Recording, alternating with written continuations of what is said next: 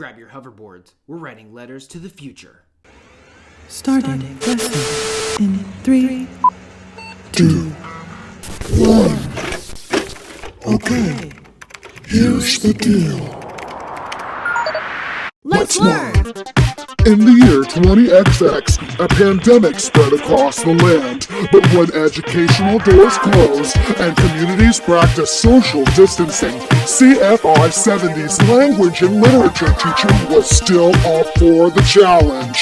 Join Mr. Strother and his amazing quarantine! Read alouds, news articles, comic books, writing activities, greyhounds, kids who don't even go here, flavored water, dad jokes. You are now joining Mr. Strother's Quarantine.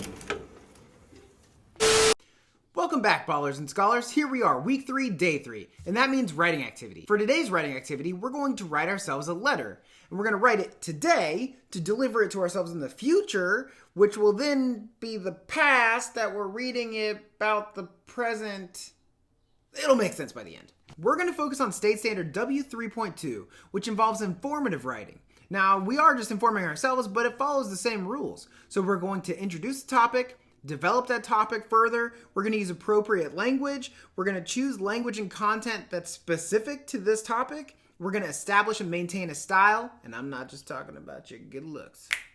And you're going to provide a concluding statement. The first thing you need, though, to write your letter is paper. I suggest lined paper if you have some left over from school, but if not, blank paper works as well. Heck, if it's just for you, which it kind of is, you could use any paper as long as there's enough blank space if you have to make do with what you've got. But before we launch into writing the letter, we're going to talk about idea generation and then how to write the letter, formatting, style, all that stuff. The first thing you're going to want to do is make one of two things, either a list, which is what I usually do, or a bubble map or some other brainstorm. Now, a bubble map is an easy way to keep your thoughts together. Right here I have as an example the world of today. Since this letter is written today, we're going to describe our habits and routines now. So you could use a bubble in the middle to represent today, and each bubble connected to it represents a new idea. And if you have a really good thought and you want to keep adding to it, then you just add a bubble off of that bubble, and then bubble off that bubble, and bubble off that bubble, and bubble off that bubble, bubbles. You can fill the whole thing up with bubbles if you want to. Whether or not you make a bubble map or a list, it doesn't matter, as long as you have a list or a collection of ideas for you. Go ahead and pause this video until you're done making your list.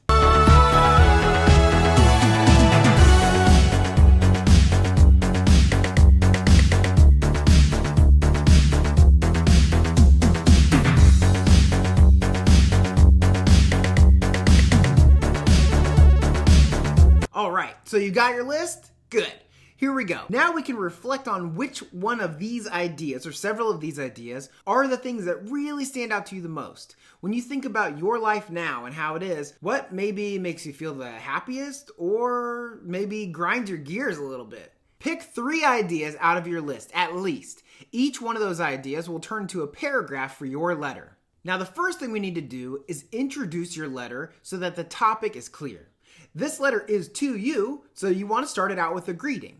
Now at the top, you might want to start with greetings and salutations if you're a total nerd, hint hint, a teacher I work with, or you could even say, dear me, or put in your name.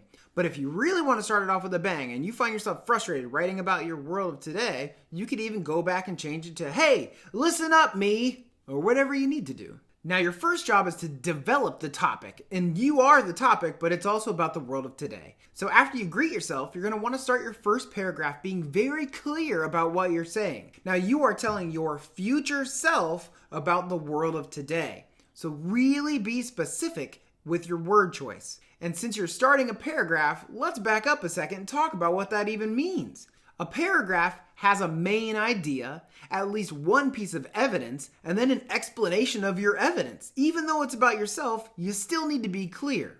Usually paragraphs are about 5 to 7 sentences long, but the first one is the most important one. Some teachers I used to work with called it the golden line because it was so important that you could line it with gold. Personally, I just call it the topic sentence because it says, hey, here's what I'm about to talk about. So your first sentence needs to be one of the ideas off of your list. So take your idea and then supply evidence why that is part of your routine or a habit, and then explain it thoroughly.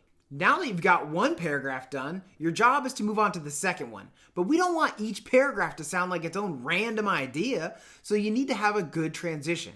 There are a couple things you can do. One, you can go back up to that first paragraph and look at how you ended it. Maybe you talked about how important something was, so then you can piggyback off that idea and in your second paragraph say, that was important and so is, so that it seems cohesive. Or you could simply say, secondly, and then start talking about your second point.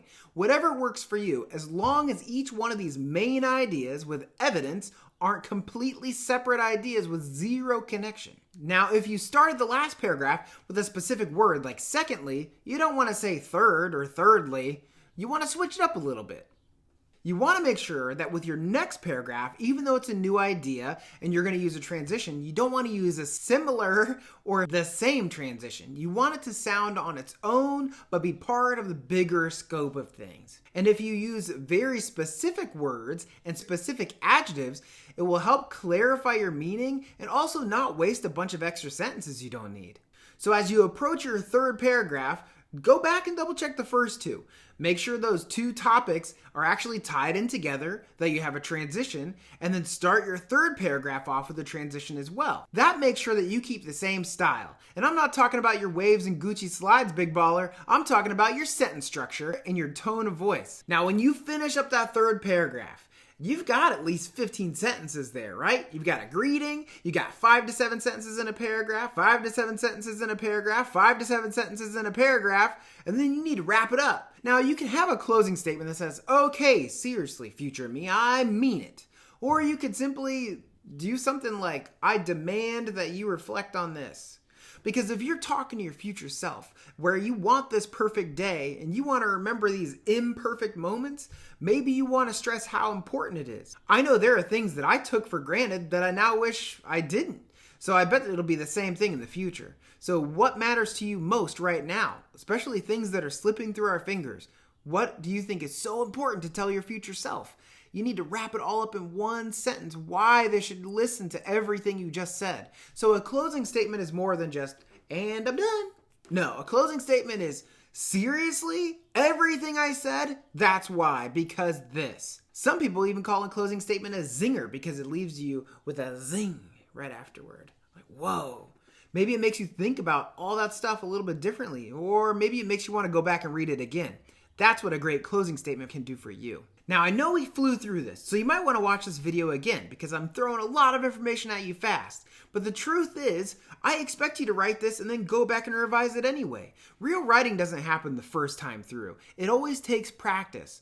Don't expect perfection. Go back, double check, take your time, erase any mistakes, and redo them. And if you need, you could ask for help of an adult, or if you're one of my current students, you can even send me an email and I can help you out. Heck, you could send me the whole thing and ask me to just read it and tell you what I think, and I will. The cool thing about letter writing is that, in a way, it's kind of like journaling, but you don't have to put all that thought into if anybody's going to see it. It's just for you. In fact, if you really like this activity, there are even websites dedicated to this very same thing. I know me, myself, when I was in middle school, I would have lost this letter in 2 seconds flat. If you really like this activity, there are a couple other things you can do beyond just writing letters to yourself in the future. Sometimes, I think it's helpful to write a letter for a specific moment. If you know that sometimes people let you down, you could write a letter to yourself about that moment. Hey, I know someone probably just let you down because you're opening this letter, but... And you could write encouraging things to yourself, or maybe to even someone else. You could write yourself a letter for different occasions. Like maybe you know you have an event coming up and you're a little nervous about it. You could write a note to yourself. Hey, I know you're nervous, but keep in mind, you got this, right? You can do that. If you're feeling bored, you could even write a really long list of questions that you want answered. I know sometimes even my kids say, I'm bored. Well, here you go. It's a list of questions you asked yourself that you wanted answers to, so just pick one. Now, these are all just suggestions, but letter writing can actually be pretty powerful. In fact, I wrote a letter to the M&M company once because they put one regular M&M in my peanut M&Ms. And they sent me a whole bag of peanut M&Ms. So sometimes a strongly worded letter can do the right thing. And if it's to yourself, well, there's nobody more important than that. hopefully you enjoy writing your letter. Hopefully you send me a copy if you're a current student. But if not, that's okay. You can just send me evidence of you writing it discreetly, hiding it. I'm not trying to look over your shoulder. I just really want you to engage in this activity. So as always, read your books every day, 20 to 30 minutes a day, and have a great day.